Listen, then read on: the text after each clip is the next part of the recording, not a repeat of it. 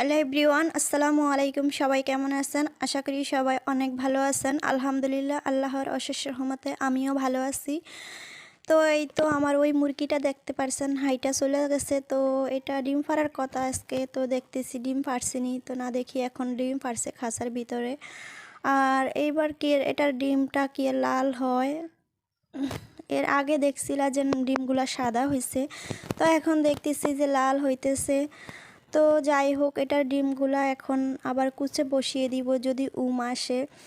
তো এই তো 4টা ডিম পারছে 4 দিনে, আর এটা হচ্ছে প্রথম ডিম। এজন্য মুরগির ডিমে রক্ত লেগে আছে, আর সব মুরগি প্রথম ডিম পারলে মুরগির ডিমের ভিতর রক্ত লেগে থাকে।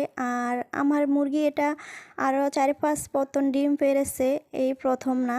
তবে যতবার ডিম পারে ততবারই প্রথম ডিমের গায়ে রক্ত লেগে থাকে। তো যাই হোক, আমি ডিমগুলা জুগিয়ে রাখতেছি কুচে বসানোর জন্য।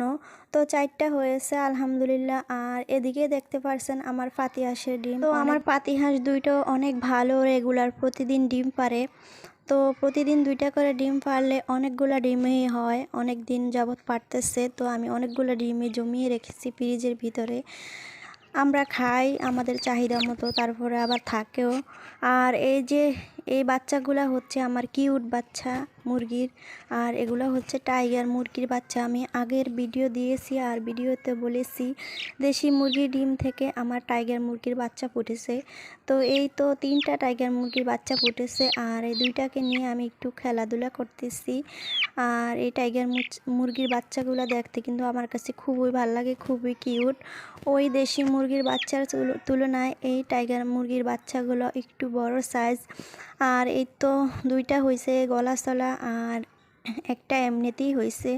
তো আমার মনে হয় এইটা হইব মোরগ, আর 2টা হইব মনে হয় যে মুরগি। দেখা যাক বড় হইতে হইতে কী হয়, আল্লাহ পাক বাঁচিয়ে রাখলেই ভালো। তো এই তো আমার যেই মুরগির বাচ্চাগুলো আগের ভিডিওতে বলেছি যে মাটা 1.5 থেকে 2 মাস পর্যন্ত রাখবো বাচ্চাদের সাথে, তারপরে আলাদা করব। তো আর তোর সয় না, গজ্জ সয় না। তো ফাইনালি বাচ্চাদের থেকে মাকে আলাদা করে ফেলছি। আর আলাদা করার একটাই উদ্দেশ্য, এখন হচ্ছে শীতের প্রায় শেষ মৌসুম, আর এই মৌসুমেই মুরগি দিয়ে বাচ্চা ফুটানো বা কুচে বসানোর সঠিক সময়। তো আমার মুরগির সাথে অন্যান্য রাতা মোরগ আছে, তো এই জন্য ভাবতেছি যে এখন মাটাকে যদি আলাদা করে রাখি বাচ্চার থেকে, তাহলে ডিম পারলে আবার অতি সহজে আমি বাচ্চা ফুটাতে পারবো। আর এখনই তো সময় বাচ্চা ফুটানোর জন্য। তো এখন যদি এই সময়টা পার করে ফেলি, তাহলে পরবর্তীতে দেখে বর্ষার সিজন আসলে সমস্যা হয়ে যাবে, এজন্যই আর কি। তো সবাই ভালো থাকবেন, আল্লাহ হাফেজ।